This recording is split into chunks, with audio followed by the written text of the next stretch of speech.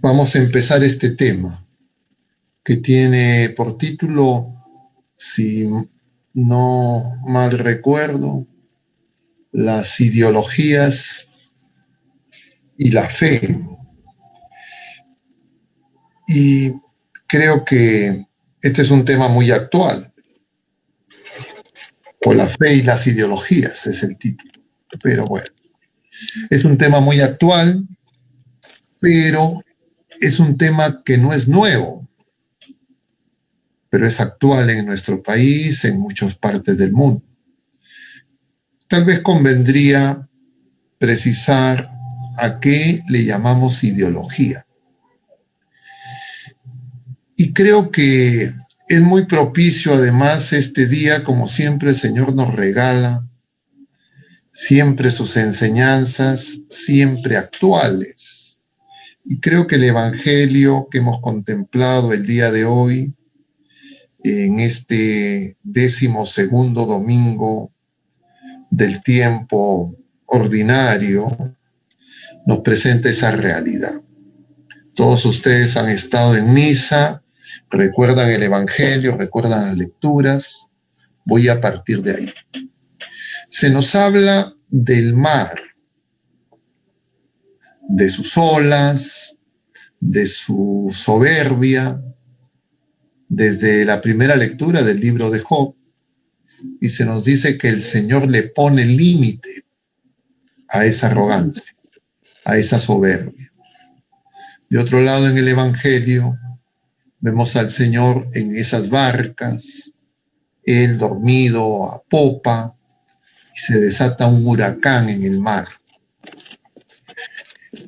Y vemos en esos pasajes lo que significa el mar, que convendría que nosotros nos preguntemos qué es ese mar y qué son esos huracanes en esos vientos. Y lo primero, para no ir directo al punto, es que el mar significa el mundo. El mundo es lo caótico, lo desordenado, lo que se rebela contra Dios. Nosotros estamos en el mundo, pero no somos del mundo. Sin embargo, somos enviados al mundo a anunciar el Evangelio. Es decir, un orden distinto al del mundo, que supere ese caos. Eso aparece ya desde el Génesis. En la creación, el Espíritu Santo aleteaba sobre las aguas, nos dice el libro del Génesis. Esas lecturas las hacemos todos los años en el tiempo de Pascua y vamos a contemplar el libro del Génesis a partir de mañana en las ferias de esta 12ª semana del tiempo ordinario. Y entonces el mar es el ámbito del reino del maligno. Y el mundo se rebela, se levanta contra Dios, contra su Señor. Y la barca es asediada, acechada por ese oleaje. Pero ese mar no es algo externo a la criatura humana. De alguna manera ese oleaje, esa rebeldía, a consecuencia del pecado, está en nuestro corazón. Y por tanto, en nosotros es donde se producen esas tempestades. Es decir, nosotros somos enviados al mundo, estamos en el mundo, pero no somos del mundo. Y en nuestro corazón tenemos parcelas del mundo a consecuencia del pecado, pero también tenemos tierra firme, donde el Señor quiere colocar su palabra, donde Él quiere unir esa tierra con el cielo. Y eso se ha cumplido y se realiza en Jesucristo. Y se tiene que cumplir y realizar en cada uno de nosotros. Y la vida presente es una vida para conservar la fe, para crecer en la fe y para no naufragar en medio de ese oleaje. Y ese oleaje a lo largo de la historia ha tenido múltiples formas y figuras. Pero a partir del siglo XVIII, luego de el Renacimiento y el humanismo antropocéntrico y en la Ilustración que precede a la Revolución Francesa, surgen las llamadas ideologías. Siempre a lo largo de la historia han habido herejías, han habido doctrinas falsas, han habido teorías falsas, medias verdades, pero hacia el siglo XVIII surgen las ideologías tal cual permanecen al presente. Y toda ideología, en el sentido de la verdad, que es el término a la sección que estamos utilizando, la palabra ideología, es decir, desde la epistemología, desde la teoría del conocimiento, toda ideología es un engaño que se presenta al sujeto pensante como una explicación del entorno, del mundo en que vive, para justificarse a sí mismo, para autoengañarse, pero sobre todo, diríamos nosotros, desde la revelación, para apartarnos de Dios, para adulterar nuestra fe y para que nosotros nos acomodemos al mundo y no seamos testigos del Evangelio, que justamente cambiemos al mundo. Y hay múltiples ideologías que se desencadenaron y se han desarrollado y siguen vigentes a partir del siglo XVIII. Y hay dos que son, diríamos, las más actuales. Ambas ateas, ambas agnósticas, ambas con una visión de un Dios que no es el Dios providente. Ya con la Reforma Protestante, hacia el siglo XVI, surge el origen de estas ideologías y el planteamiento era Cristo sí, Iglesia no. Eso fue lo que dio sustento a la Reforma Luterana.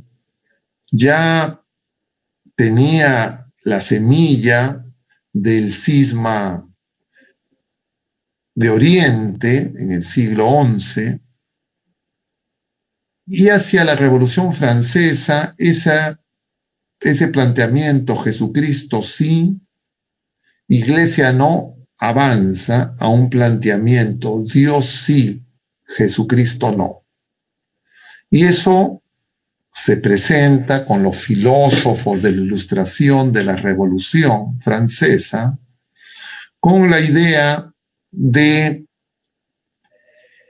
un Dios arquitecto que crea pero se desentiende de su creación, es decir, no un Dios providente, no un Dios que interviene en la historia, sino una historia que queda bajo responsabilidad exclusiva de la criatura humana.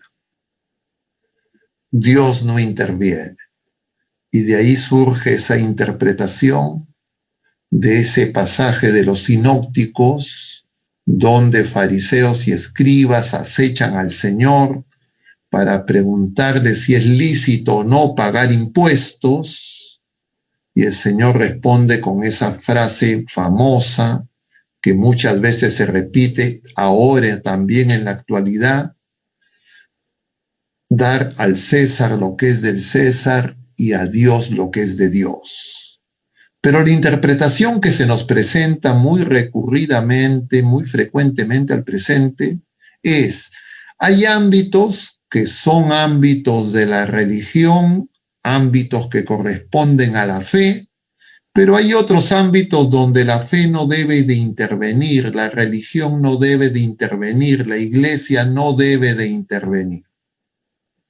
Y específicamente se refieren a ese ámbito, por ejemplo, entre otros, la política. La dimensión pública, el presente, y en general los entretenimientos, como ámbitos donde el Señor no tendría que intervenir. Y yo he visto mucha gente, entre comillas, bautizada, muchas personas supuestamente de fe, muchas personas que pertenecen a grupos eclesiales con esa idea.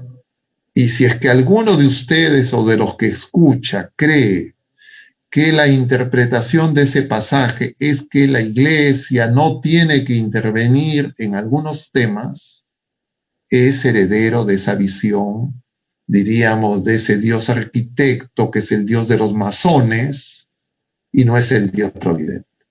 No es Jesucristo, el eterno que entra en la historia, el eterno, el Hijo único, el Verbo que une cielo y tierra en nuestra Madre Santísima, pero que quiere realizar ese acontecimiento en cada criatura humana a partir del anuncio de los que reciben el tesoro de la gracia en el nuevo nacimiento que es el bautismo.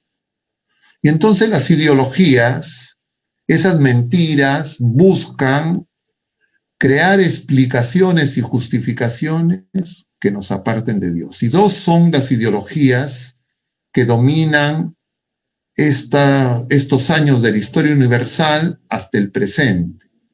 Diríamos escuetamente, no exclusivamente ni excluyentemente, porque hay otras ideologías complementarias, el liberalismo y el marxismo materialista. El liberalismo es uno de los planteamientos de la Revolución Francesa. Como ustedes saben, su lema era libertad, igualdad y fraternidad. Una fraternidad sin Dios Padre, como un acuerdo meramente humano, estilo masónico. Una igualdad que es igualitarismo y una libertad que el liberalismo va a convertir en libertad absoluta, en valor supremo. Entonces, la libertad se hace independiente de la verdad e independiente del bien. Y se equipara la libertad humana a una libertad que es hacer lo que me da la gana, que es lo que vivimos hasta la actualidad. Y entonces Dios aparece como, la fe aparece como, la iglesia aparece como, la revelación y la Sagrada Escritura aparece como, la moral de la iglesia aparece como restricciones a la libertad humana. Y el liberalismo tiene vertientes y ramas. Hay el liberalismo económico, del que va a surgir la famosa sentencia de Adam Smith, que el mercado tiene una mano invisible donde se asignan, entre comillas, de manera justa los bienes en una libre competencia de la oferta y la demanda, y de lo que se requiere es no intervenir. Esa ideología, en su vertiente económica, como la enunciada, como en sus vertientes morales, como las que se extienden a partir de la segunda mitad del siglo XX a través de la revolución sexual y de la ideología de género, ese liberalismo, además, en esa otra vertiente, entre comillas, política, van a dar origen al desarrollo del capitalismo, a la revolución burguesa, que supuestamente supera el antiguo régimen, que era el de las monarquías absolutas, que supuestamente habían sido avaladas y sostenidas, regímenes tiránicos, se decía, por la Iglesia, y por la Iglesia Católica, en particular Roma.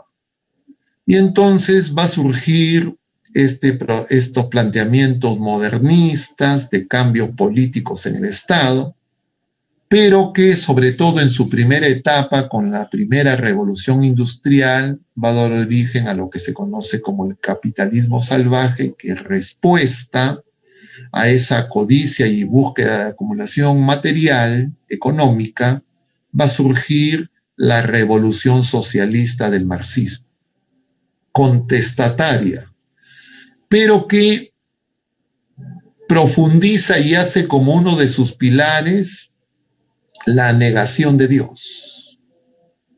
Ya no solo Jesucristo sí, Iglesia no, ya no solo Jesucristo no, Dios sí, que era el planteamiento deísta, agnóstico, del Dios arquitecto, sino el materialismo marxista, ateo abiertamente, va a negar la existencia de Dios y va a plantear filosóficamente que todo es materia, que la dimensión espiritual, todos los elementos superestructurales que enuncia Marx, son consecuencia de la propia infraestructura, de la materia, en última instancia de la economía, de los modos de producción, de la forma en que se establecen las relaciones técnicas y relaciones sociales de producción, en última instancia de quien detenta la propiedad privada, de quien detenta, perdón, la propiedad de los medios de producción, que es, denuncia Marx, están en manos privadas y en consecuencia hay que hacer una revolución. Y la revolución consiste en esa visión materialista y atea, en socializar los medios de producción, otorgársela a los proletarios, a los trabajadores, a los obreros, que se identifica en esa visión ideológica como la clase revolucionaria, y de esa manera se va a instituir el paraíso en la tierra. Y la religión y la fe, y especialmente la Iglesia Católica, son enemigos de esa revolución, porque impiden el desarrollo de lo que llama Marx los elementos necesarios para la revolución, que no son solo la existencia, entre comillas, de una clase revolucionaria, que serían los obreros, sino también de condiciones objetivas, es decir, las injusticias sociales, las carencias materiales, pero además se necesitan condiciones subjetivas, que la gente desea un cambio revolucionario y acusa a la fe y a la religión y a la Iglesia Católica y a la revelación cristiana como un enemigo porque impide la generación de esas condiciones subjetivas. Se denuncia la caridad como una manera de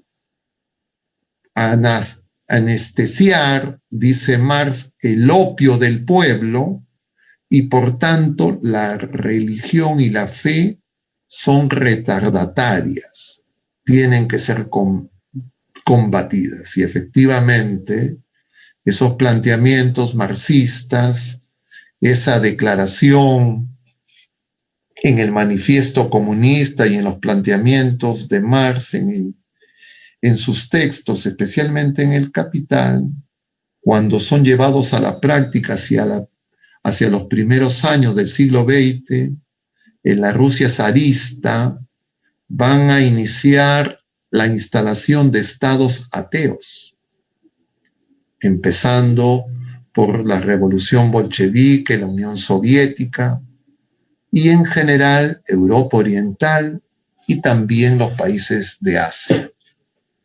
Y esas dos ideologías que van a suscitar los planteamientos de la Iglesia maestra y madre a través de lo que se ha ido desarrollando a través del magisterio que se conoce como la doctrina social de la Iglesia, justamente surge con León XIII para dar respuestas a esas ideologías, empezando por la famosa encíclica Rerum Novarum, o las cosas nuevas, las nuevas realidades, que se refieren principalmente a la condición del trabajo en los planteamientos, entre comillas, consecuencia de los cambios del capitalismo y la primera revolución industrial, pero también de las respuestas, supuestas soluciones a esos problemas y a esas cuestiones que serían el materialismo marxista. Y entonces la Iglesia sucesivamente, a partir de la encíclica Rerum Novarum, va a dar una serie de encíclicas que han sido sistematizadas por el magisterio de la Iglesia y se conocen como el compendio de la doctrina social de la Iglesia, y que nos ayudan a entender justamente este campo de las ideologías y entender por qué nuestra fe es distinta, por qué la visión de fe no puede alinearse con esos planteamientos ideológicos, y cada vez con más precisión, con más exactitud, en la medida en que esos planteamientos ideológicos se ponían en práctica en los distintos países de Europa y de Oriente y Asia y América subsecuentemente, van a ir apareciendo una serie de problemas a lo largo especialmente del siglo XX, que luego de la aparición del nacionalismo en Alemania, el fascismo y las consecuencias de la Primera y Segunda Guerra Mundial van a traer una situación devastadora para el mundo, especialmente para Europa y Asia. Así, estas ideologías van a engendrar violencia, guerras, privaciones de la libertad y una mortandad mayor a la producida por el conjunto de las pandemias, solo atribuidas al, entre comillas, socialismo realmente existente en Europa Oriental, se estiman 100 millones de muertos, más que los muertos de la Primera Guerra Mundial y de la Segunda Guerra Mundial, y más que todas las pandemias a lo largo del siglo XX y al presente. Esa situación, luego de la derrota del nacionalismo alemán, del fascismo alemán, van a abrir una etapa de incertidumbre que se trata de yugular a través de la creación del sistema de Naciones Unidas, que es continuación de la Liga de las Naciones, pero que sobre todo a partir de fines de los 50, en la posguerra temprana, y especialmente de los 60, 70 y 80, van a abrir una etapa que se conoce como de la Guerra Fría, el enfrentamiento militar en algunos ámbitos específicos, no a escala global, pero también un enfrentamiento ideológico entre esas dos ideologías, que aparecían inicialmente como contrapuestas, pero que hacia fines del siglo, de la década del 80 del siglo pasado e inicios de los 90, con el colapso de la Unión Soviética en el año 92 y la caída del bloque oriental, especialmente en Alemania, hacia fines de los 80, va a producir, entre comillas, una síntesis que ya había aparecido por los planteamientos que hacia la década del 30 un marxista, diríamos revisionista, el secretario general del Partido Comunista Italiano, Antonio Gramsci, va a esbozar con el llamado marxismo cultural, que es una revisión de la teoría marxista clásica. Es decir, para Marx la revolución se iniciaba por el cambio de las estructuras económicas, mientras que Gramsci señala que para Europa Occidental, donde no aparecen esas condiciones objetivas y la clase obrera no es una clase revolucionaria, lo que se necesita es una revolución cultural. De alguna manera eso va a explicar la fractura entre el régimen comunista soviético y el régimen chino, porque China va a abrazar los planteamientos de la revolución cultural gramsciana, que van a ser considerados revisionismo y traidores por el marxismo soviético y también por la visión maoísta, porque esto es una instauración del sucesor de Mao, Deng Xiaoping, que va a tener una frase que se hace de antología: no interesa que el gato sea blanco o negro, sino que case el ratón. Y entonces con eso Deng Xiaoping adhiere a los planteamientos gramscianos y entonces va a iniciar lo que hasta el presente se mantiene, de un régimen dictatorial de partido único, con libertades recortadas, pero con un modelo capitalista en lo económico, versus la Unión Soviética, que mantiene el modelo estatista del Estado interventor y que va a colapsar hacia fines de los 80, inicios de los 90. El año 92, como sabemos, Mikhail Gorbachev disuelve la Unión Soviética. Y entonces surge una etapa de expectativa en el mundo.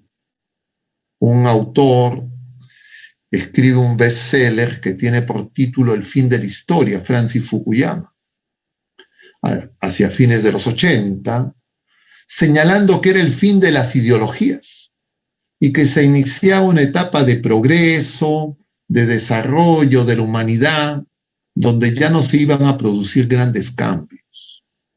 Hacia el año 91, el Papa San Juan Pablo II va a escribir una encíclica a los 100 años de la Rerum Novarum y hace un balance de esos 100 años de magisterio de la Iglesia y advierte en el año 91, como si de que aparecen dos amenazas a la fe, porque las amenazas, diríamos, del bloque soviético y chino, de prohibición radical, asesinato, prohibición, persecución a la Iglesia Católica y al cristianismo, va a aparecer con una forma nueva, más insidiosa, ya no solo en el bloque comunista, sino también en el bloque occidental. Supuestamente Europa, Norteamérica, que habían confiado en la fe para hacer frente al avance comunista. Es más, el Papa San Juan Pablo II se le atribuye, sobre todo por los conflictos en Polonia, un rol protagónico en ese enfrentamiento de un régimen que priva de la libertad e impone una dictadura de partido único que persigue a la fe.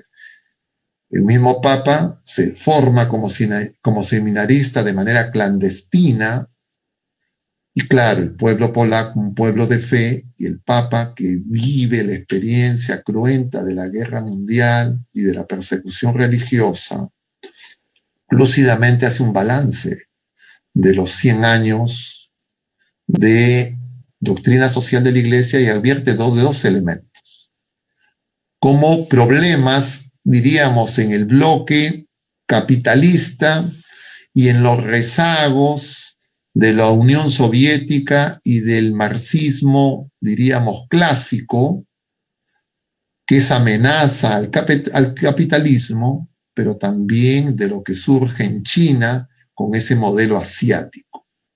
Y entonces el Papa identifica dos elementos, que son el inmanentismo y el tema del entendimiento equivocado de lo que es la libertad. Y entonces Esos dos elementos están muy actuales. Y voy a citar una respuesta que da justamente Antonio Gramsci, secretario general del Partido Comunista Italiano, autor de estos planteamientos de la revolución cultural, a quien le preguntan hacia la década del 30, ¿por qué es incompatible el comunismo, el marxismo, la revolución socialista y el cristianismo? ¿O son compatibles? Y él responde tajantemente, no hay punto de conciliación, porque mientras que el cristianismo plantea el paraíso, la patria celestial, como el destino de la criatura humana, el comunismo y el socialismo plantean el paraíso en la tierra. Es decir, una visión inmanentista, es decir, lo temporal, lo pasajero. Gramsci se va a convertir finalmente, va a asumir el cristianismo, va a renunciar a sus planteamientos materialistas, marxistas, pero esas facetas de su vida ya en los últimos años son menos conocidas. Pero esos planteamientos de Gramsci los retoma de alguna manera el Papa, señalando que el problema es el inmanentismo. Nosotros en Latinoamérica, no escenario de las guerras cruentas entre esos bloques, sin embargo surgen especialmente por el planteamiento político del régimen cubano en nuestro continente, de extender la revolución, va a surgir ya desde inicio del siglo XX una serie de expresiones, diríamos, del marxismo. En el Perú son y surgen como consecuencia de la creación del Partido Socialista por Mariátegui, que a la muerte de Mariátegui va a producir una serie de distintos planteamientos, porque en general Mariátegui no era un ateo, en el sentido, diríamos, marxista, y tiene una serie de planteamientos, aunque tampoco podríamos decir que era una persona de fe. Escribe incluso artículos muy elogiados hasta el presente, por ejemplo, para referirse a la devoción del Señor de los Milagros. Pero bueno, a la muerte de Mariátegui se forma el Partido Comunista, adherido al bloque soviético, que es el llamado Partido Comunista Unidad, que luego va a tener una escisión con la fundación del partido maoísta llamado Bandera Roja, del cual va a desprenderse hacia los 70s Sendero Luminoso, por un humilde profesor en Huamanga, Ayacucho, que va a dar origen a esa violencia terrorista que cobró miles de vidas en nuestro país y que se desencadena justamente el día de las elecciones, en que concluía el régimen dictatorial iniciado por los militares, por el general Velasco, y su, diríamos, continuación de otro signo en Morales Bermúdez. El mismo día de las elecciones en Chuchi, Ayacucho, se produce el primer atentado terrorista, que es negado inicialmente por los principales actores políticos. Decían que eran cosas aisladas, que no existía terrorismo, que no existían estas cosas, pero luego esa violencia se va a desencadenar, como creo que la mayoría de ustedes, los que ya pasamos de ciertos años, podemos haber visto, y que se empieza a desarrollar a partir del sistema educativo. justamente siguiendo los planteamientos de Gramsci, justamente entendiendo que la creación de las condiciones objetivas necesitaba de cambios ideológicos y que la educación era un elemento central. Y claro, con un debilitamiento progresivo en la fe, acción conjunta de la revolución cultural que es abrazada tanto por capitalistas como por socialistas. Y así los que asumen las banderas de el aborto como derecho, de la ideología de género y todos los planteamientos contrarios a la vida y a la familia son principalmente los grupos de izquierda en toda Latinoamérica, que justamente el año 92, el mismo año del colapso de la Unión Soviética, el mismo año de la cumbre de Naciones Unidas en Río de Janeiro, van a realizar una cumbre de todos los dirigentes de los partidos de izquierda en Sao Paulo y van a crear el llamado Foro de Sao Paulo, que recibe financiamiento de instituciones capitalistas, entre ellos la Open Society de George Soros, y que en el curso de los años, a partir de fines de los 90, van a ir asumiendo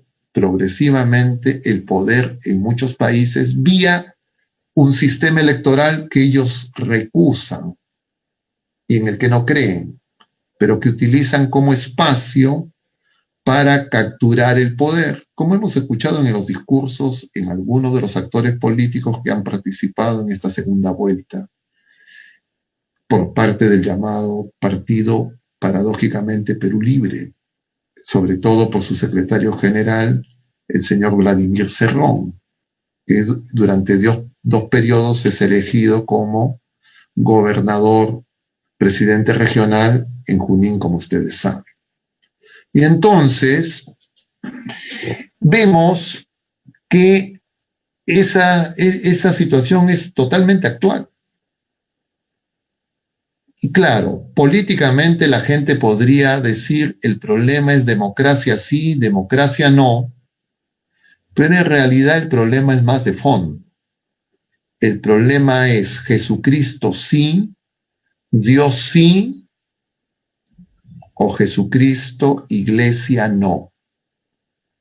Porque los planteamientos ideológicos, y así lo señala también el actual secretario general del Partido Perú Libre, él identifica claramente que la iglesia y la fe es un enemigo que tiene que ser combatido. Yo no sé si es que voy a lograr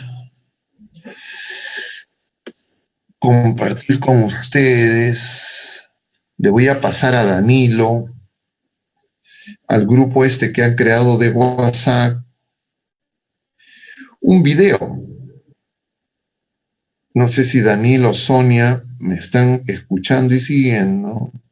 Les voy a pasar un video que yo creo que ilustraría, no por afirmación mía, sino del mismo secretario general de Perú Libre, estas expresiones recientes en relación a este partido y la iglesia y la religión, dice él específicamente, y refiriéndose principalmente a la iglesia católica, la religión católica. Y voy a ponerles este video, lo voy a compartir y a ver si ustedes lo pueden compartir para que todos lo escuchemos. Es muy breve, pocos segundos, simplemente para poder ilustrar estos planteamientos. Imagínense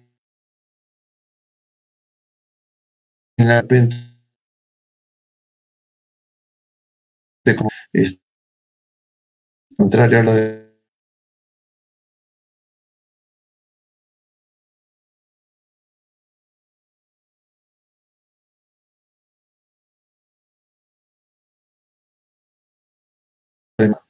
verlo, es de pocos segundos. Bueno, les he estado el tema de las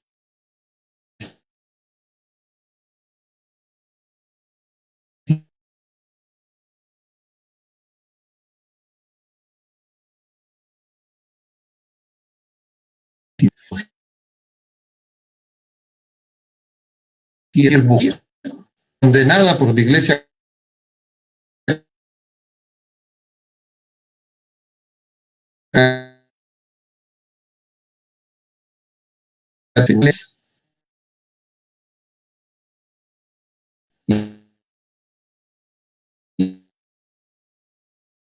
y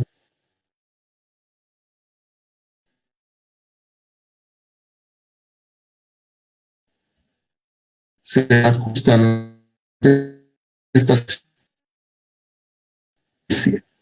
porque la prueba de la Iglesia es una prueba de fe.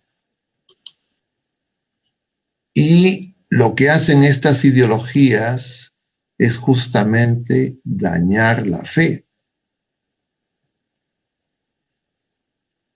Yo no sé si es que ya tenemos el video.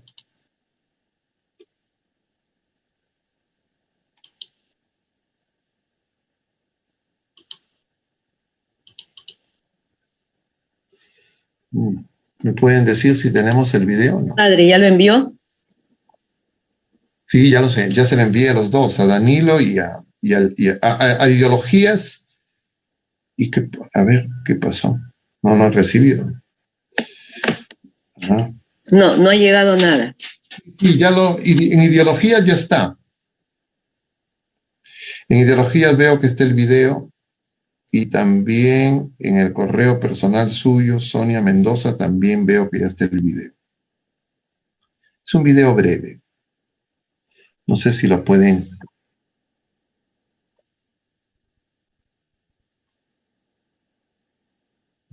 Es que justamente como yo no tengo tantas habilidades como ustedes, se lo he pasado por WhatsApp. Se lo he pasado por WhatsApp al grupo de WhatsApp que tiene por nombre Ideologías que ustedes han creado y también al WhatsApp personal de la doctora Sonia Mendoza. Pero bueno, mientras que ustedes logran hacer esa proeza de poner el video, quisiera referirme brevemente a este punto que les señalaba. ¿Cómo es que se daña la fe? Y se daña la fe cuando nosotros justamente, por esta visión inmanentista, no ponemos primero la búsqueda del reino de Dios, sino la búsqueda de la añadidura. Y cuando ponemos primero la búsqueda de la añadidura, nosotros vamos a posponer, como nos decía el Señor el día de ayer en el Evangelio, no podemos tener dos señores. Y entonces cuando uno tiene dos señores va a posponer a uno y vamos a posponer a Jesucristo. Entonces de ahí surgen una serie de planteamientos que han querido ideológicamente querer hacer compatible la fe con el marxismo, por ejemplo. En la llamada teología de la liberación, que ha sido señalada por el magisterio de la Iglesia como contraria a nuestra fe, justamente por ese problema. Y esos numerales 675, 676 y 677, la última prueba de la Iglesia, se refieren específicamente al marxismo materialista como una herejía que cae dentro del milenarismo y se cita a esta encíclica del Papa Pío XI, que condena el comunismo. Y ustedes saben, el Papa Pío XII excomulga a las personas, a los católicos, que colaboran o que apoyan a los partidos y a los grupos comunistas. Y entonces nosotros estamos en un país donde el 70% de la población se declara católica. Y hemos tenido una segunda vuelta donde prácticamente está dividido mitad a mitad los electores. Y por lo menos si nos referimos a la población que tiene capacidad de elegir, nosotros diríamos pues que efectivamente muchos católicos han votado por una opción contraria a nuestra fe. Y si es que han votado por una opción contraria a nuestra fe, es porque anteponen los bienes temporales al bien eterno, o por ignorancia. Y si es que es por ignorancia, es porque las personas de fe no hemos dado testimonio de la fe. Y yo conozco a muchas personas, miembros de la Renovación Carismática Católica, que públicamente en las redes sociales han hecho alarde de su ideología materialista. Y yo incluso en algunos casos le preguntaba a una de estas personas a quien conozco y aprecio, y yo dudaba, decía, de repente esta persona no está poniendo esos posts en su Facebook. Y le puse un comentario, ¿quién escribe, usted o su hijo? Porque el hijo de esta persona era el que hacía defensa de esos posts. Y yo decía, no vaya a ser que el hijo esté manejando el post de los padres. Y me decían que no. Y claro, entonces yo digo, efectivamente, nuestra fe está dañada, pero la gente cree que no.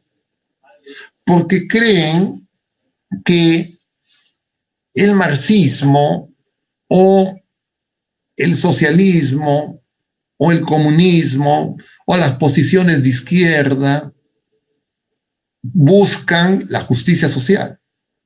Van a beneficiar a los marginados, a los excluidos, a los más pobres. Y claro, cuando le dan esa confianza, yo diría ciega, porque es contraria a la experiencia histórica. No hay país del mundo que haya experimentado estas ideologías, que hayan reducido la pobreza, que hayan mejorado el bienestar de su población, y por eso colapsaron en el mundo y también en nuestro continente. Y los ejemplos más emblemáticos son Cuba y Venezuela, entre otros.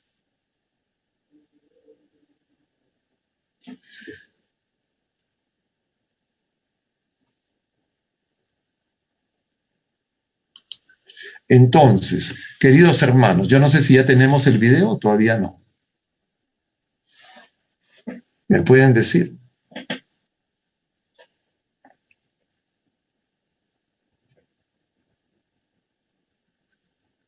¿No lo pueden poner?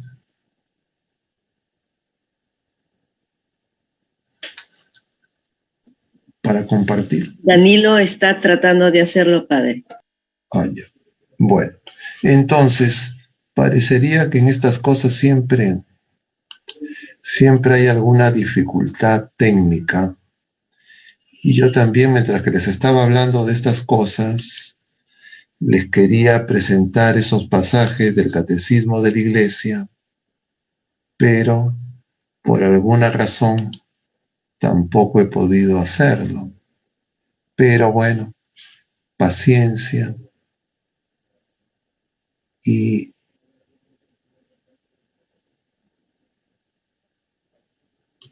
ahora creo que sí la conseguí. Le voy a poner yo compartir este pasaje del Catecismo mientras que Danilo nos regala esos otros planteamientos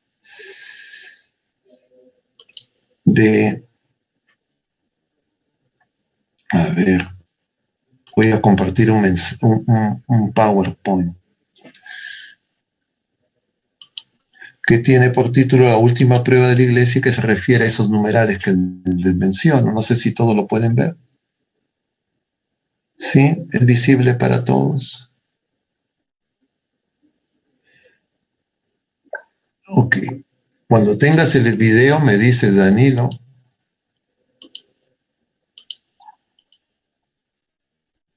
Sí, por eso es muy breve, por eso lo quería poner antes. Si lo puedes poner, vemos primero el video. Ah, tendría que dejar de compartir para ver el video. Ah, a ver, entonces, a ver, si lo pones de una vez mejor. Vamos a escuchar al secretario general de Perú Libre, que habla de cuáles son sus enemigos, menciona a los medios de comunicación y menciona específicamente a la religión. A ver si lo puedes poner, Daniel.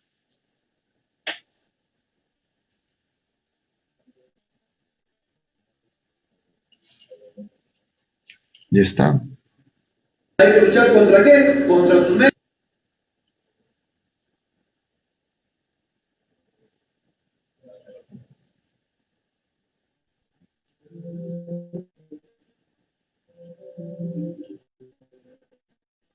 ¿Qué pasó? No, ahí lo tenemos. A ver, si puedes darle el mayor volumen posible.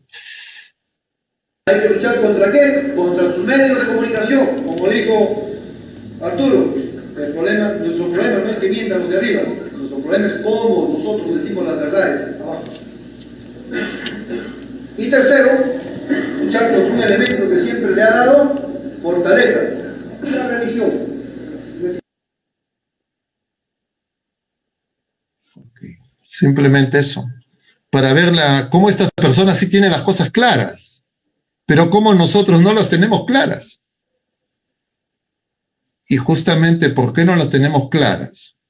Porque buscamos primero lo pasajero, lo temporal. ¿Y por qué buscamos lo pasajero, lo temporal? Porque el sistema educativo, principalmente formal, los sindicatos, las universidades, durante más de 4 o 5 décadas han formado generaciones de personas que han debilitado su fe porque han adherido a ideologías que se han presentado como, entre comillas, científicas, como cursos obligatorios en casi todas las carreras y en algunas materias, especialmente en las ciencias, en las humanidades y en las ciencias sociales, casi como verdad, y no son ciencia. Y a pesar de la experiencia universal, a pesar de la experiencia latinoamericana y a pesar de la experiencia peruana, hay mucha gente, especialmente en el sistema educativo y especialmente entre los docentes, integrantes del Sindicato Único de Trabajadores de la Educación Peruana, que es el sindicato más grande y más fuerte que hay en el sector público, siguen y han introducido estos planteamientos.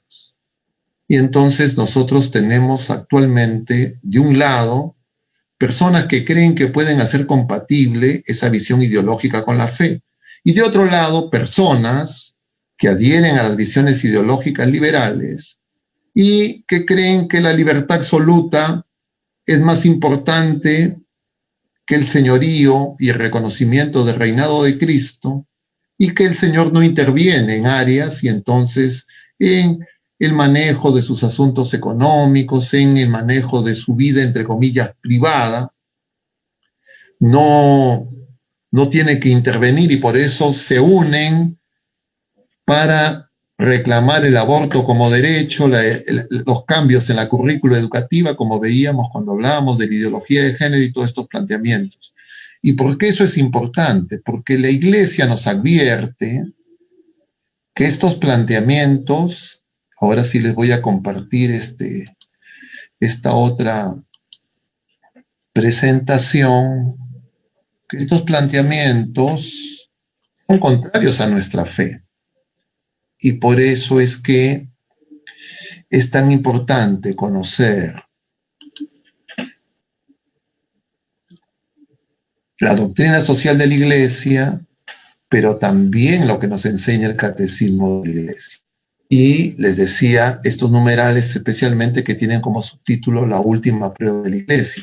Y entonces el numeral 675 dice, antes del advenimiento de Cristo, su segunda venida, la Iglesia deberá pasar por una prueba final que sacudirá la fe de numerosos creyentes, hasta en las citas. La persecución que acompaña a su peregrinación sobre la tierra develará el misterio del mal, de la iniquidad, bajo la forma de una impostura, una falsa religión, que proporcionará a los hombres una solución aparente a sus problemas mediante el precio de la apostasía de la verdad. La impostura religiosa suprema es la del anticristo, es decir, la de un pseudo-mesianismo, un falso Mesías, en que el hombre se glorifica a sí mismo, colocándose en el lugar de Dios y de su Mesías venido en la carne. Y están las citas. Esta impostura del anticristo aparece esbozada ya en el mundo cada vez que se pretende llevar a cabo la esperanza mesiánica en la historia, es decir, el paraíso en la tierra, lo cual no puede alcanzarse sino más allá del tiempo histórico, a través del juicio escatológico, es decir, va a ser obra de Dios, obra de Jesucristo. Incluso en su forma mitigada, la Iglesia ha rechazado esta falsificación del reino futuro con el nombre de mileniarismo, sobre todo bajo la forma política de un mesianismo secularizado, intrínsecamente perverso. Papa Pío XI, carta encíclica Divini Redentoris, que condena los errores del comunismo, presentado bajo un falso sentido místico, de esta especie de falseada redención de los más humildes, supuestamente de defender a los pobres, como decía Judas. No, Judas decía, hemos podido vender ese caro perfume, ¿por qué no se le hemos dado a los pobres? Entonces hay mucha gente que al presente casi asume como verdad absoluta que se va a alcanzar la justicia social a través de las ideologías, a través, en el caso peruano, muchos hermanos nuestros creen a través de un cambio revolucionario. Y ese cambio revolucionario es un cambio socialista. Y eso no ha funcionado en ninguna parte del mundo, y donde se está implementando al presente, Cuba, Venezuela, por ejemplo, que hacia fines de los 90 el ingreso del salario mínimo era de $500 al presente. En Venezuela el salario mínimo es 8 soles mensuales, siendo un país rico. ¿Quiénes se han enriquecido? Únicamente la cúpula dirigencial del partido, que controla y ha privado la libertad a nuestros hermanos venezolanos, y de manera análoga en Cuba y en cualquier otro país del mundo donde ese modelo económico se ha impuesto. Y en los países como en China, donde ese modelo económico fue cambiado, asumieron el modelo capitalista, lo hacen bajo un esquema de partido único, sin libertades religiosas, persecución también a la iglesia, y por supuesto aborto y todas las cosas que van contra la persona humana. Entonces yo diría, ¿cómo puede haber justicia social si no se reconoce la vida del no nacido? ¿Cómo puede haber justicia social si no se hace justicia con Dios? Porque justamente la religión es la virtud mediante la cual el ser humano le da a Dios lo que le corresponde, lo que es decir, es ser Dios. Y esa sentencia de den al César lo que es del César, lo que significa es no que el César es dueño de algo, sino que todo es de Dios, incluido el César. ¿Qué es del César y qué es de la criatura humana? El pecado. Pero el César, cualquier gobernante, cualquier criatura humana, toda la creación es de Dios. Entonces, señalar que hay áreas donde Dios no interviene y donde ahí yo políticamente, ideológicamente asumo cualquier planteamiento y viento de doctrina, daña mi fe. Y eso es lo que estamos viendo en este proceso de secularización en el mundo y también en nuestro país, que como nos dice el Catecismo de la Iglesia Católica, es la preparación para la venida del Anticristo. Y bueno, yo con eso voy a terminar.